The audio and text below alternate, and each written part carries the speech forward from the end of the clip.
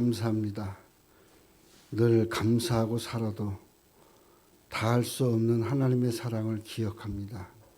하나님이 주신 큰 은혜를 날마다 기억하며 감사하며 살 수 있도록 우리 마음에 주님을 담게 인도해 주시옵소서. 오늘도 말씀을 들으면서 서로 간의 말씀 가운데 은혜가 되고 말씀으로 찾아오는 성령님으로 깨닫고 하나님께 영광 돌리는 삶을 살아갈 수 있도록 인도해 주시옵소서. 예수님의 이름으로 기도합니다. 아멘.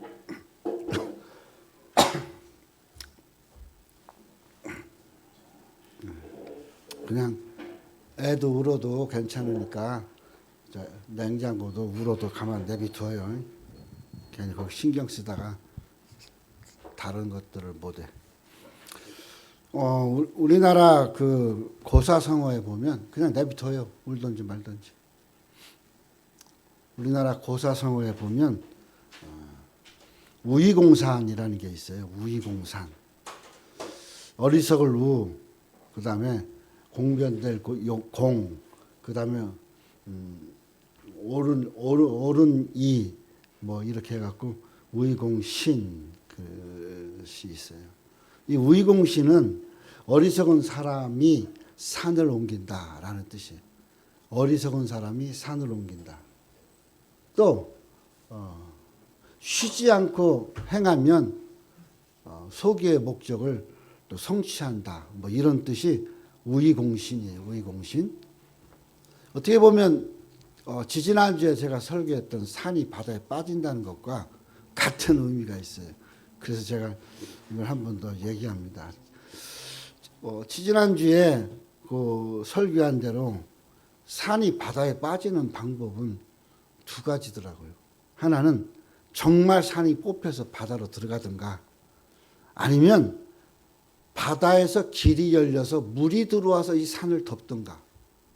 이 두 가지 방법이에요. 우리 교회는 어떤 방법을 하나님이 쓰실 건지 또 우리는 어떤 방법을 원하든지 중요한 건 모든 이 산이 옮겨진다는 것은 하나님 외에는 방법이 없다라는 것이에요. 제가 오늘 이 말씀 정림이 전사님의 말씀 시편 37편 30절 31절의 말씀을 하면서 왜 이 말을 또 한번 생각해 보느냐.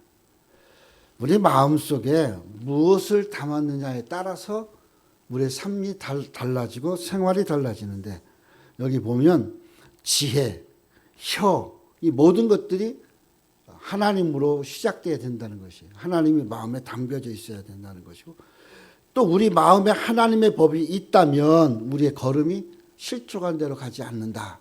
이렇게 오늘 본문에 말씀을 하고 있어요.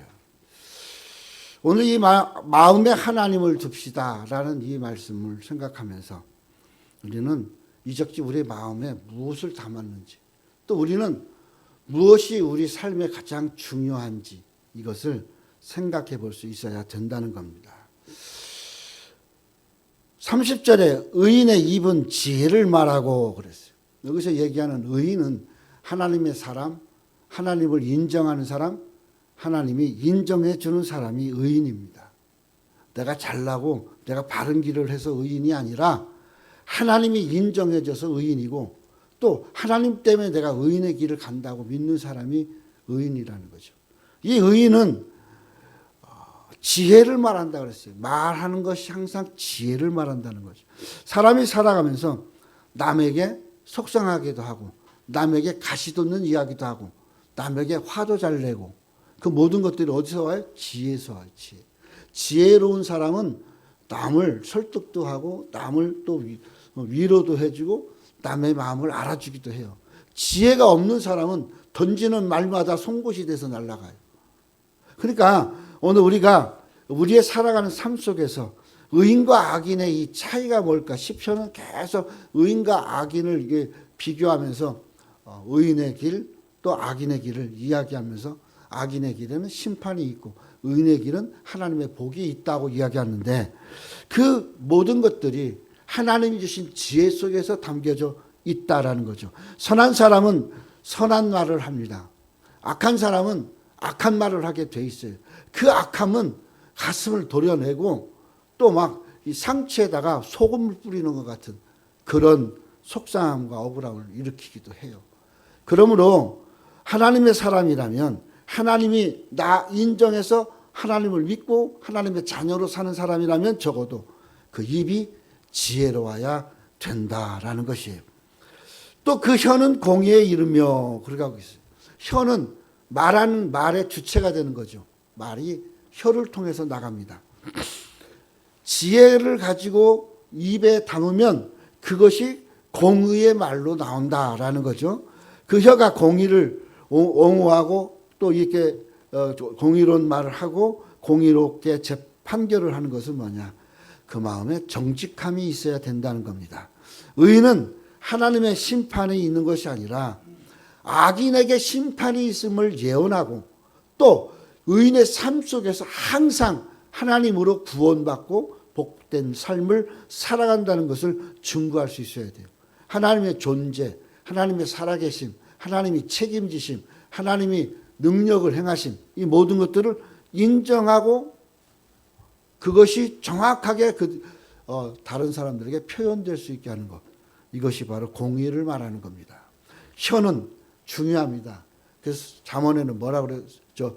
야고보서에도 혀는 작은 거로되 사람을 살리기도 하고 죽이기도 한다고 그랬어요. 오늘 우리에게서 중요한 것은 우리가 하나님 앞에서 불경스럽거나 혹은 교회나 어떤 단체 속에서 이 위화감을 주거나 또 이 담을 쌓거나 그런 말들을 우리가 조심해야 돼요. 그러기 위해서 공의로워야 돼요. 항상 공의는 하나님을 닮고 하나님의 편에 서서 하나님의 말을 하는 것이 공의입니다. 31절에는 이렇게 얘기합니다. 그 마음에는 하나님의 법이 있으니 하나님의 법은 하나님 말씀이죠. 하나님 말씀이 있기 때문에 의인의 입이 되어 지혜를 말하고 또 그 혀는 공의를 말할 수밖에 없다. 또 공의에 이르도록 주장할 수밖에 없다라는 거죠. 왜? 그 걸음이 실족할 수 없기 때문이다. 그러므로 우리 마음에 하나님의 법이 주장하고 하나님의 법이 책임을 지면 우리가 행하는 일들 그 걸음이 실족 넘어질 수 없다는 거예요. 넘어져서도 또 안 된다는 거죠. 가장 좋은 것은 가장 좋은 자리에 놓으려고 합니다.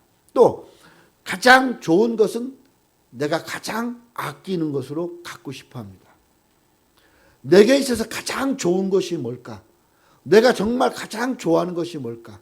내 마음의 중앙에, 내 마음의 전체 부분에 책임을 지고 둬야 될 것이 뭘까? 그게 바로 하나님의 말씀, 하나님의 법이다라는 것이에요. 하나님의 말씀으로 내가 좋은 상태를 유지하고 하나님의 말씀으로 내가 하나님과의 관계를 유지하고 그리고 그렇게 행할 수 있다면 그 말도 그 발걸음도 그 삶도 아름다울 수 있다는 겁니다. 거룩함에 이르고 사랑하고 성결케 되고 이 모든 것들이 어디서부터 시작돼요? 마음에서부터 시작되는 것이에요. 그러면 이 마음에 하나님의 말씀을 두려면 어떻게 해야 될까? 죄가 없어야 돼요. 이 죄는 예수 그리스도의 보혈로만 씻을 수 있어요. 그리고 하나님 앞에 내놓고 기도하면 하나님께서 예수 그리스도의 십자가의 보혈로 씻어주시는 거예요. 그러니까 오늘 우리는 이 하나님 앞에 어떻게 거룩할까? 내가 죄 없는 삶을 살 수는 없잖아요. 왜? 이 세상이 죄 속에서 사는 겁니다. 불교의 그 말에 그런 게 있어요. 똥밭에서 살아도 이승이 저승보다 낫다. 그 말이 있어요. 똥밭에 사는데 왜 이승보다 저승이 나요? 저승이 차라리 낫지. 왜? 걔들에게는 저승의 개념이 없어요. 원래 불교에는 저승의 개념이 없어요. 원래 천국과 지옥도 원래는 없어요. 그게 불교예요. 깨달음이에요. 깨달음. 깨달아서 사람이 의화되는 거예요. 그러니까 맨날 보리수 앞에서 머리 싸매고 들어놓고 앉았다 일어났다 해봐야 깨달음이 없는 거예요. 왜? 자기가 자기를 모르죠. 자기가 자기를 못 깨닫는 거예요. 그게 불교예요. 그게. 근데 오늘 우리 기독교는 우리들 자신을 정화시킬 수 있고 우리 자신이 깨끗해질 수 있고 우리 자신이 하나님이 기뻐하는 사람으로 살아갈 수 있는 길이 있다는 거죠. 우리 마음속에 죄가 가득하면 똥밭 아니에요. 똥밭. 이 똥밭에 사는 죄 속에 살아가는 이 이승이 뭐가 나. 죄 없는 하나님 나라가 100배 낫지. 꿈꾸고 소망하는 것을 내 현실 속에서 이루기 위해서라면 오늘 우리는 하나님께 여호와 앞에 순종하는 법을 배워야 되는데 이 순종은 하나님 말씀으로부터 비롯된다는 거예요. 하나님의 말씀을 믿고 하나님 말씀을 믿는 대로 행하는 거예요. 그것이 순종인 거죠. 즉 내 자신의 생각, 내 자신의 어떤 결정, 또 내 자신의 마음의 선택, 이 모든 것들이 어디에 고정되어 있어야 돼요? 하나님께 고정되어 있어야 된다는 거죠. 하나님께 고정하고 하나님의 말씀으로 살아가야 된다라는 겁니다. 32절 악인이 의인을 엿보아 살해할 기회를 찾으나. 악인은 의인을 살해하려고 거고 살해할 정도의 그런 마음을 갖는다는 거죠. 악인은 항상 의인이 잘 되는 꼴을 못 봐요. 그래서 악한 사람은 시기와 질투로부터 시작해요. 악한 사람은 하나님이 없다고 생각해요. 그러니까 하나님으로 잘 되는 꼴을 못 보는 거죠. 배 아파하고 난리를 쳐요. 잘 될 일이 좀 잘 될 것 같고 좀 풀어질 것 같고 교회도 그렇고 뭐 이게 잘 될 것 같다라는 기대를 가지면 여지없이 초장치고 소금 뿌리는 것이 나타나요. 그건 뭐냐? 그거는 뭐냐? 그 악이죠, 악인.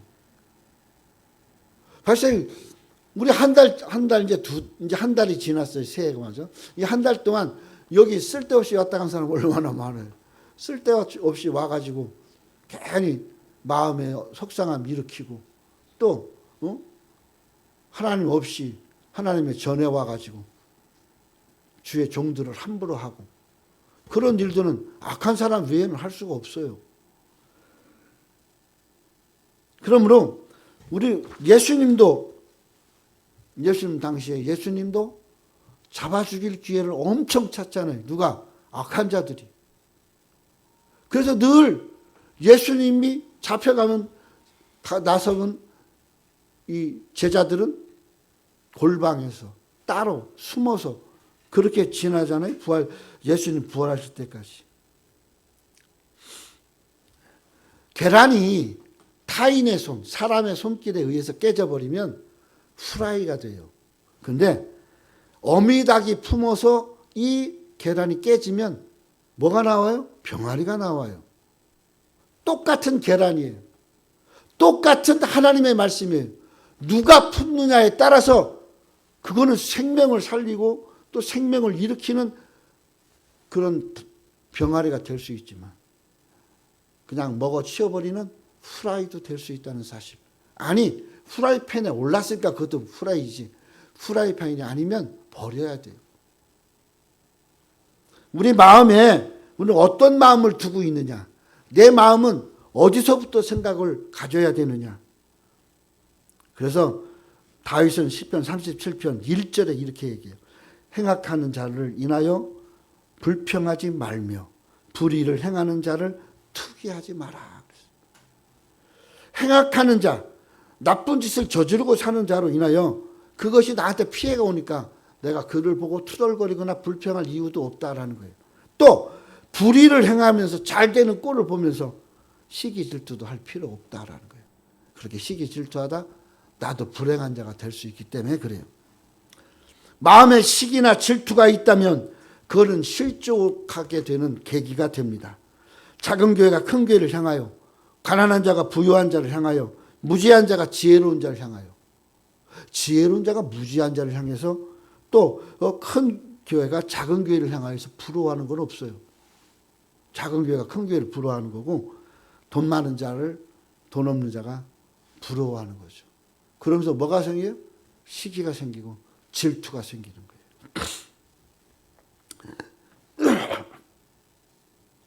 시편 73편은 저자가 아삽입니다. 그 시편 73편을 통하여 아삽은 고난 속에서 형통에 이르는 모습을 잘 묘사하고 있어요. 넘어질 수도 있고 질식할 수도 있고 또 속상할 수도 있고 그러한 모든 마음속에서 일어날 수 있는 모든 것들 그런 것들의 핵심은 시기와 질투입니다. 우리를 실족케 하는 요소는 시기가 질투고 그 다음에는 뭐예요? 불평이에요. 불평. 꼭 이 불평은 어디에든지 다 연관이 되어 있습니다. 시편 37편 1절 행악하는 자를 인하여 불평하지 마라. 그렇게 이야기하고 있죠. 자기의 길은 형통하고 악한 꾀를 이루는 자를 인하여 불평하려고 하는 것이 사람의 습성이에요. 그런데 다윗은 이야기합니다. 불평하여 실족하지 마라. 그렇게 얘기합니다. 시편 37편 7절에 보면 여호와 앞에 잠잠하고 참아 기다리라. 자기 길이 형통하여 하며 악한 꾀를 이루는 자를 인하여 불평하지 마라. 여기도 또 불평하지 마라 그래요. 그러면서 뭐라고 그래요? 잠잠하고 참아 기다리라. 오늘 우리가 의로운 자, 하나님을 마음에 담은 자는 어떻게 해야 돼? 잠잠해야 돼. 막 같이 떠들고 같이 막 맞장구 치고 그럴 필요가 없다는 거죠. 잠잠하고 참을 줄 알고 기다릴 줄 알고 이 세 가지가 우리 속에 있어야 된다는 거죠. 37편 8절에 보면 분을 그치고 노를 버리라.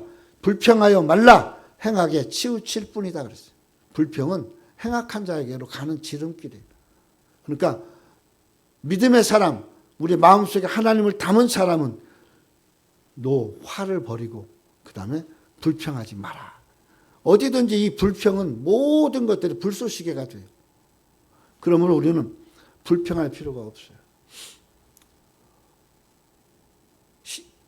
우리가 식당을 가진 지가 시작하려고 준비한 지가 지금 구정 전이었으니까 한 7개월 됐을 거예요. 6, 7개월.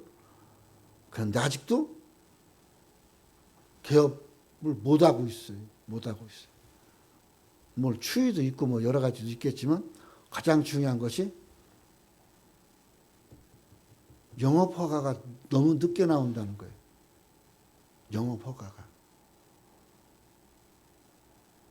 영업 허가가 늦게 나오는 데는 몇 가지가 있어요. 거기를 폐업해버려서 다시 시작하기가 늦고 또 조 목사님께 여러 가지가 문제가 있어서 다른 것들을 유출할 수 있는 것이 어려워서 망설이게 되고 뭐 이런 것들이 있어요. 허가가 나왔으면 뭐 이렇게든 저렇게든 막 해나갔을 거예요. 그렇게 하다 보면 또 좋은 길을 또 하나님이 열으셨을 거예요. 그 사이에. 근데 그게 안 되는 거예요. 내가 한 번은 그랬어요. 왜 다른 사람 이름으로 하지? 그랬으면 좀 더 빨리 진행되고 쉬웠고 그러면 교회까지도 우리가 생각해 갈 수 있는데 이런 얘기를 조 목사님에게 한 적이 있어요. 그것도 내가 불평하는 거지. 근데 이걸 내려놨어요. 뭐 죽이 되든 밥이 되든 내가 이 말씀을 준비하면서 차라리 내 마음속에 하나님을 담고 그냥 속이 확 썩어질 때까지 기도하고 가는 것이 차라리 뱃속 편할 것 같다. 내가 그런 생각을 가졌어요. 오늘 이 말씀을 잘 생각하면서 이 시편 37편을 집에 가서 한번 쭉 읽어봤으면 좋겠어요. 우리 실족해 하는 요소는 세 번째, 세 가지가 있는데 투기, 아까 얘기했죠. 그 다음에 지금 불평, 그 다음에 하나가 뭐냐? 분노입니다. 37편 8절에 분을 그치고 노를 버리라. 분은 충동질이죠. 화가 올라오는 거죠. 노는 내가 선언하는 거예요. 내 충동질된 이 화가 난 말을 표현하는 게 분노예요. 분노. 표출하는 게. 오늘 분을 그치고 노를 버리라. 왜 분을 그치고 노를 버리라고 하느냐. 분노하면 결국 행악에 치우치고 행악자와 동등한 자가 되기 때문에 그래요. 분노의 감정을 절제할 수 있는 것은 참 없어요. 힘들어요. 그만큼. 근데 우리 마음속에 하나님을 담으면 분노가 조절이 된다라는 거예요. 하나님의 말씀이 내 마음속에 있으면 그 말씀으로 내가 분노를 담는 거예요.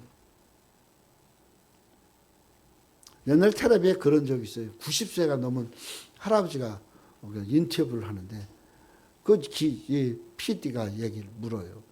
아니 할아버지 오래 사셨네요. 그냥 살았어. 그러면 할아버지 화나고 속상하고 할아버지에게 못되게 한 사람들 많잖아요. 그거 혼내주고 싶지 않으셨어요? 그래. 그러니까, 혼내려고 보니까 내 나이가 90인데 걔들은 없어. 나는 90을 살고 있는데 나한테 막 속 터지게 해서 내가 그냥 하고 싶은 애들이 어느 사이에 사라졌다는 거예요. 그러니까 이런 것이 오늘 우리에게 있어야 될 거예요. 참을 줄 아는 거죠. 이게. 참다 보니까 다 해결됐어. 그게 우리에게 하나님의 말씀이 우리 속에 담겨져 있는 것이다라는 거예요. 그래서 시편 30편 오늘 본문에 31절에 그 마음에 하나님의 법이 있으니 그 걸음에는 실족함이 없다 그러는 거예요. 하나님의 말씀이 우리의 마음에 있다면 실족할 수가 없다라는 거예요. 하나님의 말씀에 의해서 우리 마음이 주관되어지고 하나님의 뜻을 따라 행하고 있기 때문에 그래요. 시편 40편 8절에 보면 나의 하나님이여 내가 주의 뜻을 행하기를 즐기오니 주의 법이 나의 심중에 있나이다 이렇게 얘기하고 있어요. 하나님의 말씀이 내 심중에 있으니까 주의 법이 내 심중에 있으니까 내가 주의 뜻을 행하는 것을 즐긴다 그렇게 얘기하고 있어요. 이거 우리에게 매우 중요한 거죠. 내 마음속에 하나님을 좀 담았으면 좋겠어요. 하나님을 담고 살았으면 좋겠어요. 임영선 목사님이 이제 저 서해안에다가 이제 시작해요. 3월 5일부터 이사를 하기 시작해요. 그래서 제가 그랬어요. 내가 줄 게 있어야지. 돈이 있어 뭐가 있어. 돈 있으면 한 500에도 1000만에도 수리하라고 주겠는데 없어. 근데 저쪽 도서관에 그 크리스탈 요거보다 조금 작은 게 하나 있어요. 그래서 가면은 어차피 그 지금 밑에 있는 거는 낡아가지고 그 위에 것도 낡았어요. 근데 엄마가 거기 시작하면서 사준 거라 그냥 그거 쓴대요. 그럼 밑에 성찬식도 하고 그래야 되는데 좀 언밸런스 되는, 우리도 언밸런스잖아요. 언밸런스 되는 것 같아도 크리스탈을 줬으면 좋겠다. 그래서 내가 그랬어요. 크리스탈 가져가 그랬어요. 이제 곧 올 거예요. 개강 때 와가지고 설교하고 그거 가지고 갈 거예요. 그러면서 내가 생각해 봤어요. 친구가 개척한다는데 내가 줄 것이 없어. 친구가 개척한다는데 내가 좀 이렇게 물질로 좀 하고 할 게 없어. 속이 상했어요. 엄청 속이 상했어요. 나 우리 교수들이랑 누가 개척한다고 막 이렇게 해주고 싶은데 그 생각에 머물러 있는 거 자꾸. 왜? 진행이 안 되니까. 진행이 안 되니까.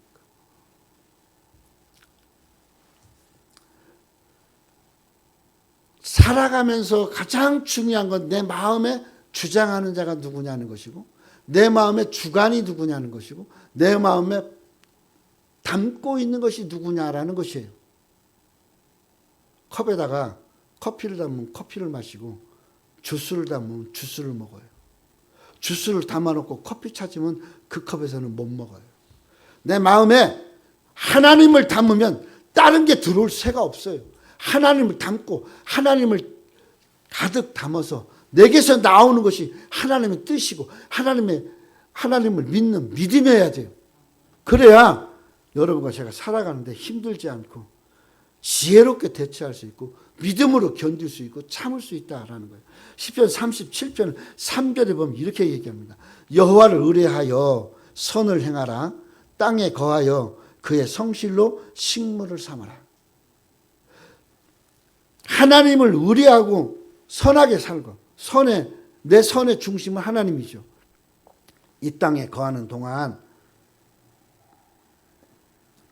하나님의 성실하심이 나의 식물이더라. 성실은 하나님이 우리에게 보여주시는 응답이에요. 그러므로 오늘 우리가 하나님 응답을 받고 하나님 뜻대로 살기 원한다면 하나님 말씀에 우리도 성실하게 그 말씀을 따라가야 된다는 겁니다. 하나님을 기쁘게 하고 살으라 그래서 시편 37편 4절에 또 여호와를 기뻐하라. 저가 내 마음의 소원 다 여기 지금 내 마음에 담고 있는 것이 무엇인가 그것대로 살아야 되지 않겠느냐라는 것을 여기 다윗은 이야기하죠. 여호와를 기뻐하라. 여호와로 기뻐하라는 게 아니라 여호와를 기뻐하라. 내 속에 담고 있는 여호와를 기뻐하라. 내 속에 찾아오신 하나님으로 기뻐하라. 그가 내 마음에 무엇? 소원을 이루실 것이다 라는 거예요. 자기 길을 다 하나님께 맡기라고 이야기해요. 시편 30편 5절에 너의 길을 여호와께 맡기라. 저를 의지하면 저가 이루시고, 내 가는 길을 나도 몰라. 그런데 내 소원하고 바라고 꿈꾸며 기도하는 대로 어떻게 이룬다. 누가? 내가 맡긴 여호와께서. 하나님 앞에서 잠잠하고 참아라 그래요. 시편 37편 7절에 여호와 앞에 잠잠하고 참아 기다리라. 자기 길이 형통하며 악한 꾀를 이루는 자로 인하여 불평하여 말라 그래요. 하나님께 맡기는 자뿐만 아니라 그를 하나님 앞에서 잠잠하고 기다리는 그에게 어떻게 그 길을 형통하게 연다라는 거예요.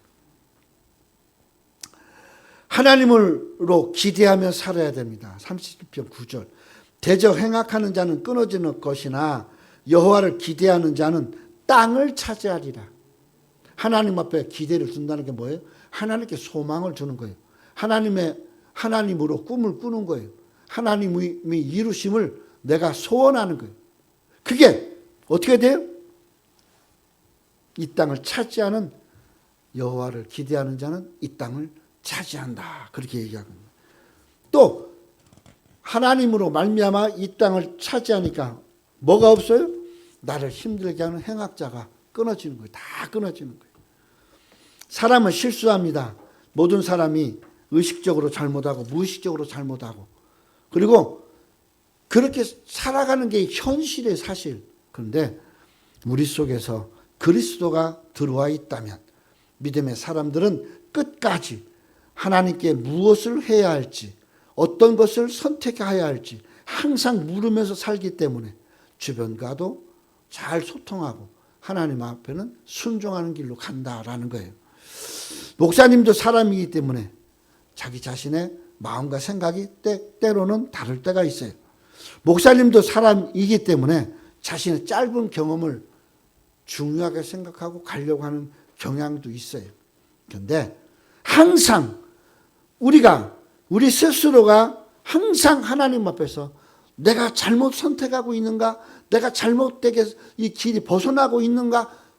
내 마음에 담은 하나님 앞에 묻고 그 말씀대로 우리가 살아가게 되면 어떻게 돼요? 내 마음속에 모신 바로 주님을 따라서 내가 겸손해지고 내가 순종해지고 내가 믿음으로 갈 수 있다는 겁니다. 그래서 주님 뜻 안에서 합력하여 선이 이루어지는 거예요.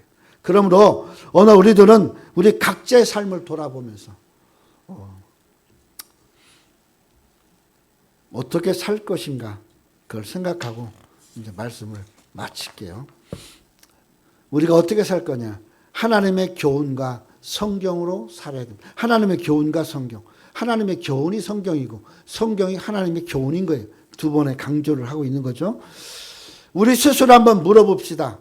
예수 그리스도가 우리 마음에 있는지 한번 물어보세요. 내 마음속에 주님 정말 있는지, 내 삶의 주관자가 정말 예수님이신지 때로 한번 수시로 물어보세요.